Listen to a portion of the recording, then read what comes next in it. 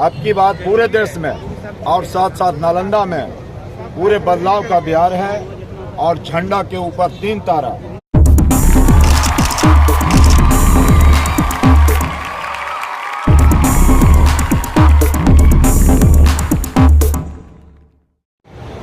और अभी और 12 दिन है, 1 मई को आप वोट डालेंगे।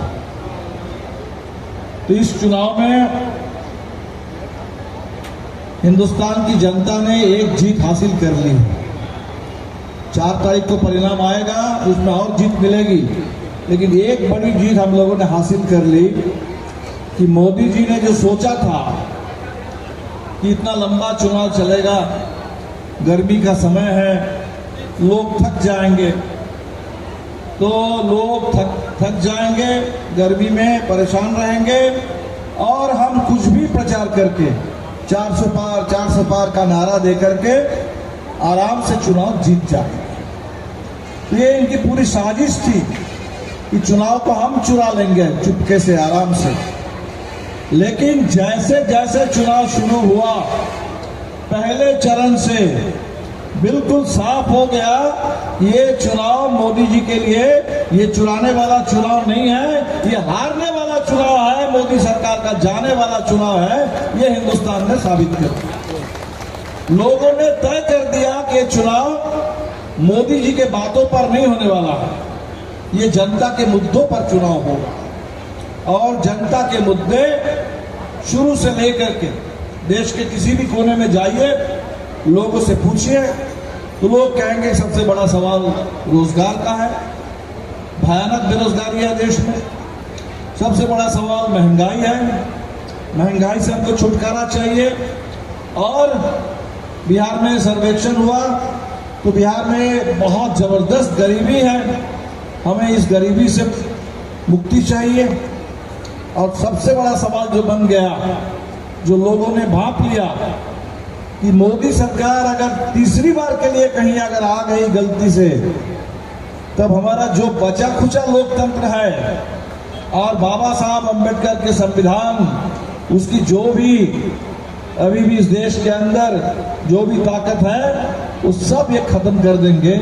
और इसीलिए ये चुनाव बन गया संविधान बचाने का चुनाव और लोकतंत्र को बचाने का चुनाव। तो आप नालंदा के लोग, लड़ने वाले लोग, अभी महागठबंधन में जब सीटों को लेकर बात हो रही थी, हम लोगों को ये सुझाव दिया गया कि आप लोग नालंदा से लड़िए। तो हमने देखा कि नालंदा में पिछले 3 दशक से 1996 से लगातार नीतीश जी की पार्टी जीत रही है। पहले समता पार्टी, जॉर्ज साहब जीत रहे थे, नीतीश जी खुद जीते 2004 में, और पिछले 3 चुनाव से नीतीश जी के एक प्रतिनिधि जीत रहे हैं। तो 3 दशक से नीतीश जी ने पूरा इस नालंदा को, उनकी पार्टी ने एक तरह से अपने कब्जे में ले रखा।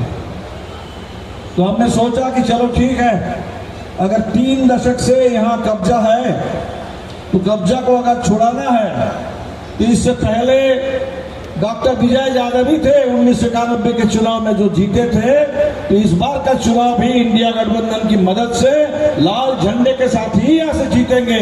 और संदीप सौरभ जी को हमने भेजा कि नौजवानों के मुद्दे पर, रोजगार के सवाल पर, नालंदा की उम्मीदों पर चुनाव लड़ा जाए। और इस चुनाव में निश्चित तौर पर आप अगर जीतेंगे तो न सिर्फ नालंदा में बदलाव आएगा, बल्कि पूरे देश में। क्योंकि हमने देखा देश का मुद्दा है, लेकिन जैसे हम लोगों ने नालंदा में लोगों से पूछना शुरू किया, तो पता चला कि नालंदा के लोग बहुत ज्यादा दुखी हैं, बहुत ज्यादा दुखी हैं।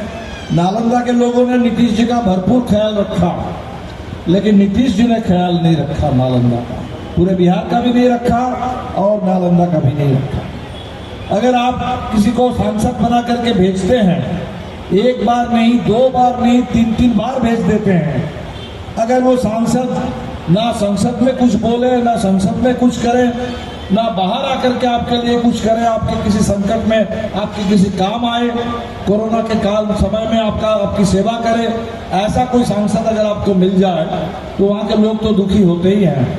और इसीलिए हमने देखा कि नालंदा के लोग ये इंतजार कर रहे थे कि भाई नालंदा में बदलाव होना चाहिए, और इसीलिए कल हिल्सा में हम लोग एक इसी तरह से कार्यकर्ता सम्मेलन कर रहे थे, तो हमने कहा इस चुनाव में नालंदा का नारा है कि सांसद बदल दो, सरकार बदल दो और अहंकारियों का राज बदल दो इस देश के अंदर। ये आपके पास मौका है। मोदी जी जब 2014 में आए थे, क्या नहीं वादा किए थे, कितने सारे वायदे, सब कह रहे थे कि हमको मौका दीजिए, हम ये करेंगे वो करेंगे। 2017 में भी बोल रहे थे कि 2022 में आज़ादी के 75 साल पूरे हो जाएंगे तो उस समय तक हिंदुस्तान में सबके लिए पक्का मकान बन जाएगा, उस मकान में शौचालय होगा, 24 घंटा बिजली मिलेगी, नल में जल होगा, आपको पूरे देश में 100 स्मार्ट सिटी बना देंगे, किसानों की आमदनी दुगुनी कर देंगे।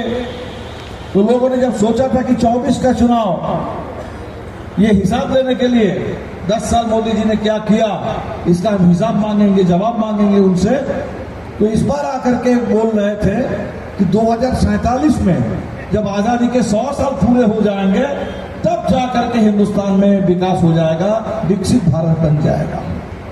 पहले वादा करते थे कि हम ये करेंगे वो करेंगे, और अभी डरा रहे हैं कि इंडिया वालों की सरकार बन जाएगी तो आपके पास अगर 2 भैंस है, 1 भैंस चुरा करके लोग ले जाओ।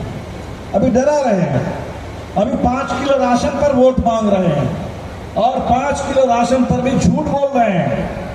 5 किलो राशन पर लोगों को डरा रहे हैं, कहते हैं कि हम मुफ्त में दे रहे हैं। क्या मुफ्त में दे रहे हैं? ये 5 किलो राशन देने का जो खर्च है, वो खर्च कौन इस देश के अंदर वो खर्च मिटा रहा है? सरकार के पास खजाने में जो पैसा है वो किसी पार्टी का नहीं है, वो अदानी अंबानी का पैसा नहीं है। अदानी अंबानी और पूंजीपतियों का पैसा तो चुनावी चंदे में चला जाता है, और सरकार तो पूंजीपतियों से ठीक से टैक्स भी नहीं लेती। सरकार के पास जो टैक्स है वो ज्यादातर पैसा हम ही लोगों से, हम ही लोग के बाजार में जाते हैं और कुछ भी खरीदते हैं, खाने पीने का सामान हो, एक माचिस का डिब्बा हो, कुछ भी आप खरीदते हैं, आप टैक्स। 2024 का जो चुनाव है वो किन हालातों का चुनाव है? क्योंकि सत्ता में वैसे लोग बैठे हैं जो चाहते हैं कि चुनाव के दौरान भी जनता के मुद्दों पर बात ना हो। 10 सालों से इस सरकार ने जनता के साथ क्या किया उसका कोई हिसाब किताब ना हो। आगे उनका क्या एजेंडा है इसमें भी जनता की कोई बात नहीं हो रही है। आपने देखा कि 10 साल देश के अंदर राजनीति के नाम पे केवल धार्मिक उन्माद फैलाया गया, हिंदू मुसलमानों के बीच में तनाव पैदा करने की कोशिश की गई, महंगाई बढ़ती रही, युवा बेरोजगार होते रहे, महिलाओं के साथ उनके मान सम्मान के साथ खिलवाड़ होता रहा, किसान लड़ते रहे, भिड़ते रहे, लेकिन सरकार को कोई चिंता नहीं हुई। और आज जब चुनाव आया तब भी मोदी जी को लग रहा है कि जनता को छोड़िए, जुमला पे बात करते हैं, तो इसलिए इतनी देर से यहाँ पे लाल झंडा थाम करके आपने ये साबित कर दिया है कि नालंदा के लोग जुमला में नहीं बदलाव में यकीन करते हैं, और इस बार बदलाव होगा, बदलाव तय है। और बदलाव क्यों चाहिए हमें?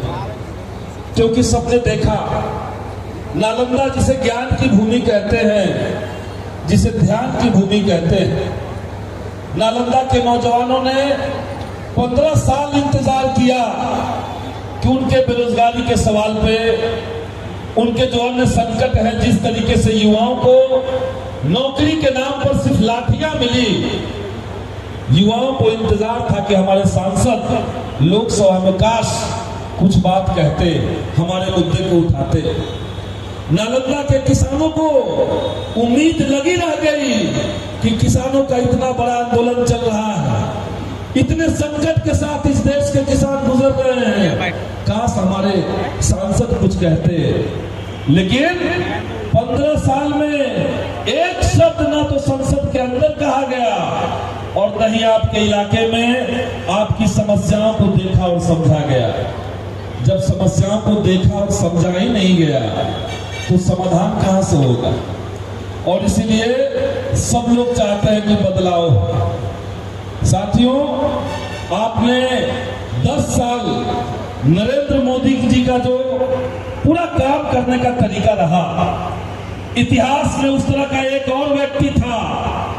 30 के दशक में आप लोगों ने नाम सुना होगा, एक आदमी था जिसका नाम था हिटलर। और हिटलर ने भी अपने देश के अंदर जो किसान थे, जो मजदूर थे, जो मजदूरों के हक में लड़ने वाले लोग थे, उनका दमन किया। वहां पे यहूदियों के खिलाफ नफरत भड़काया गया और यहाँ पे मुसलमानों के खिलाफ नफरत भड़काया गया। तो मोदी जी हिटलर को दोहरा रहे हैं और इसलिए नालंदा की तमाम जनता से हम कहेंगे कि इतिहास हम भी दोहराएंगे। हम कॉमरेड विजय यादव के इतिहास को दोहराएंगे। हम लाल झंडे को फिर से बुलंद करेंगे। हम किसानों मजदूरों के संघर्ष को फिर से बुलंद करके इस बार देश के अंदर परिवर्तन करेंगे, बदलाव करेंगे। मोदी जी और बीजेपी, उनके तमाम घटक दल न तो कोई हिसाब दे रहे हैं, न कोई आगे का एजेंडा है। और एक तरफ हम लोग हैं जिसने घोषणा कर रखा है कि देश के संविधान को भी बचाना है, लोकतंत्र को बचाना है, आरक्षण को बचाना है और साथ ही साथ राजनीति और चुनाव जनता के एजेंडे पर हो, जनता के मुद्दे पर हो। इसके लिए तैयार हम लोग कर रहे हैं। इसी की तैयारी में हम लोग लगे हुए हैं। पूर्व के जो कहते हैं कि हम भ्रष्टाचार के विरोध लड़ते हैं, जो परिवारवाद के विरोध की बात करते हैं, जो कहते हैं कि हम सांप्रदायिकता को नहीं फैलाते हैं, तो इलेक्ट्रल बॉन्ड जो है पूरे देश में साबित कर दिया कि भ्रष्टाचारियों से चंदा लेते हैं। जो गौकसी करता है उससे पूरा मोटा माल लेते हैं और कहते हैं कि हम भ्रष्टाचार से समझौता नहीं करते। इसलिए अब की बात पूरे देश में और साथ साथ नालंदा में पूरे बदलाव का बिहार है।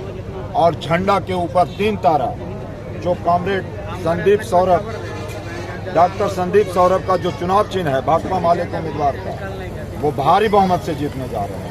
ये उत्साहित गरीब गुरबा, किसान, मजदूर, नौजवान सब लोग आज जो राणा बिहा कोसुक के मैदान में जो जनसभा हुई, ये साबित कर दिया है कि डॉक्टर संदीप सौरभ भारी मतों से जीत रहे हैं, जिसका कोई मुकाबला नहीं। क्या 15 साल में कौशलेंद्र जी विकास नहीं किए? वो तो आप भी जानते होंगे कि क्या विकास किए हैं। यहाँ के लोगों से पूछ लीजिए कि विकास के नाम पर उन्होंने एक आदमी से मिलना मुश्किल नहीं, मुनासिब नहीं समझा।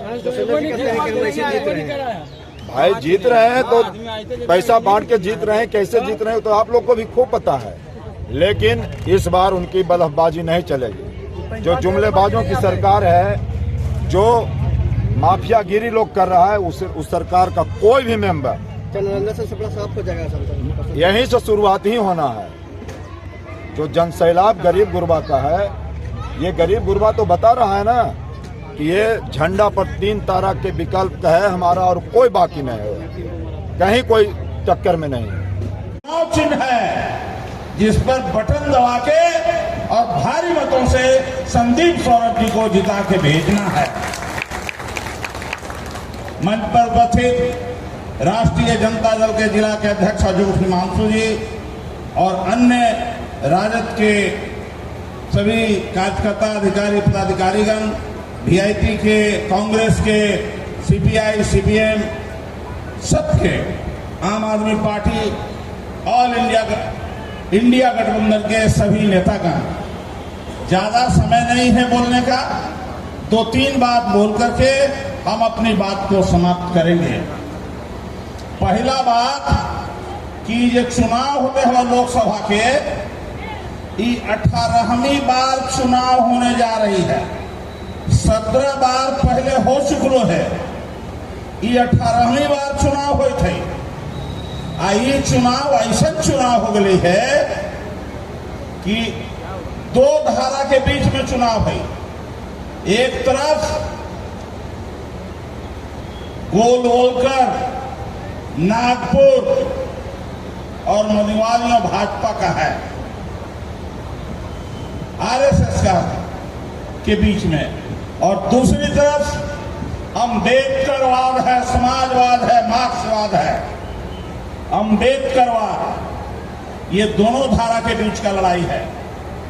अभी दिल्ली में जो हुकूमत है ये नटपुरिया लोगों का हुकूमत है, जो चाहता है कि देश के संविधान को बदला जाए और हमको और आपको जो अधिकार संविधान से मिला है उसको छीना जाए।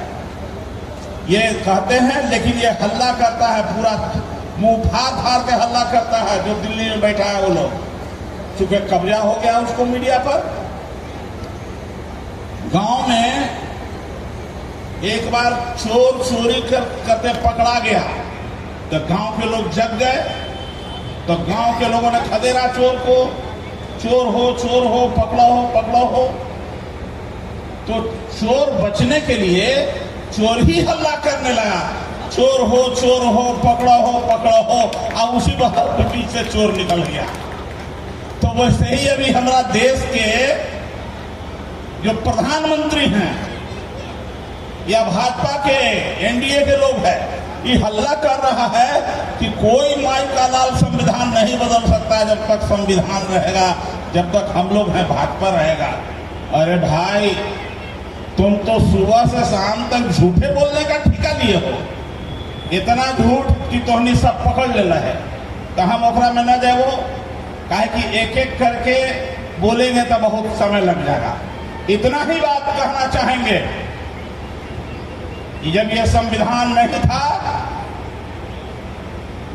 तो राजा का बेटा ही राजा होता था, चाहे राजा रामगढ़ हो, दरभंगा महाराज हो, हथुआ महाराज हो, जितना पहले राजा था, जमींदार था, उसी का राज था।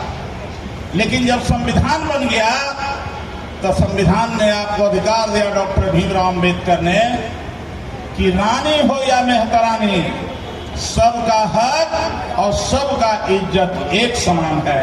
और ये है आपके वोट में ताकत जो 1 तारीख को आपको देना है। जिसको आप चुनिएगा वही आप पर शासन करेगा।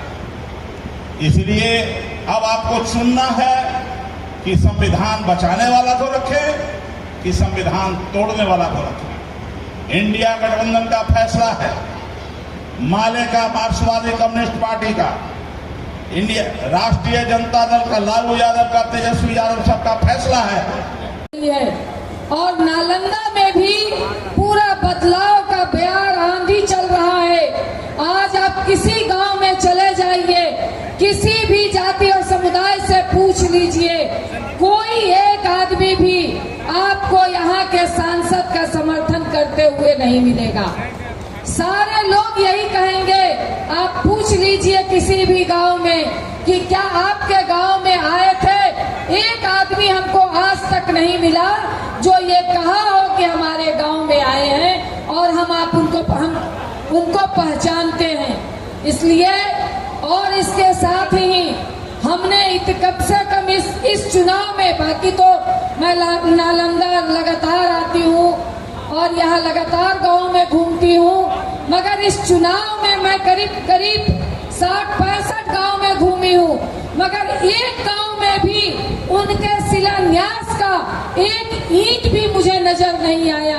आप कैसे सांसद है भाई? 15 साल से आप हैं, मगर गांव में आपका एक ईंट शिलान्यास का नजर नहीं आता है, तो आपका विकास का फंड कहाँ जाता है? हिंदुस्तान की राजनीति में बीएसएफ की हो गई है। हम फ्रंट फुट पर हैं। हमारे सारे नेताओं को मोदी जी असीम प्यार बरसा रहे हैं और सभी को जेल भेज रहे हैं। हमारे केजरीवाल जी जेल चले गए, संजय जी जेल चले गए, मनीष सिसोदिया जी जेल चले गए और ताहिर हुसैन साहब जो हमारे पार्षद थे वो जेल चले गए, सत्येंद्र नारायण जी वो जेल चले गए। और उसके बाद हुआ कि सो कथित अभी हमारे मुख्यमंत्री के पीए साहब को भी महिला उत्पीड़न के जुर्म में जेल में बंद कर दिया गया।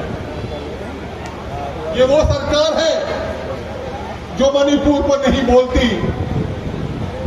ये वो सरकार है जो महिलाओं का जो हम लोगों ने फ्री किया है उसके विरोध में बात करती है।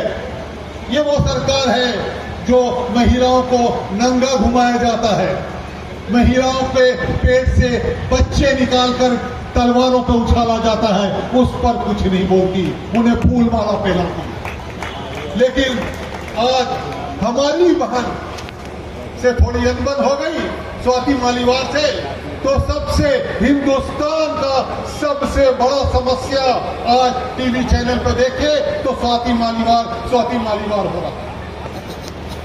हमें मना किया गया है पार्टी से कि आप मोदी जी या उनके किसी चीज की बुराई नहीं करेंगे, अपने कार्यक्रम के बारे में बताएंगे। हम गठबंधन का हिस्सा हैं और हमारी पार्टी की तरफ से 6 मांग जो चलाया गया है कि जब अब तो हमारी सरकार बनने वाली है, सब लोगों ने आज जितने भी फोरकास्टिंग करने वाले हैं उन्होंने बतला दिया है कि मोदी जी जाने वाले हैं और हमारी सरकार आने वाली है। अब हमारा हिस्सा कितना है ये आप तय करेंगे।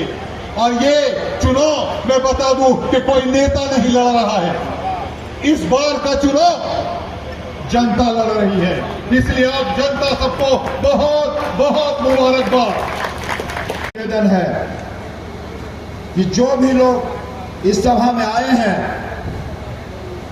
झंडा पर 3 तारा, जो गरीबों का आवाज है, जो मजलूमों का आवाज है, जो हिंदुस्तान के आरक्षण को खत्म करने के विरोध में लड़ता है, जो किसान के विरोध में सपोर्ट में लड़ता है और किसानों के हक हुकूक के लिए लड़ता है, उसका चुनाव चिन्ह है झंडे पर 3 तारा। जो मजदूर के लिए लड़ता है, जो किसान के लिए लड़ता है, जो नौजवान के लिए लड़ता है, जो इस देश से भ्रष्टाचारियों के लिए दूर भगाने के लिए लड़ता है, उसका चुनाव चिन्ह है झंडे पर 3 तारा। इसलिए नौजवान दोस्तों, साथियों, बुजुर्गों, महिलाओं, सभी से निवेदन है कि आप 1 तारीख को 3 नंबर पर क्रमांक संख्या 3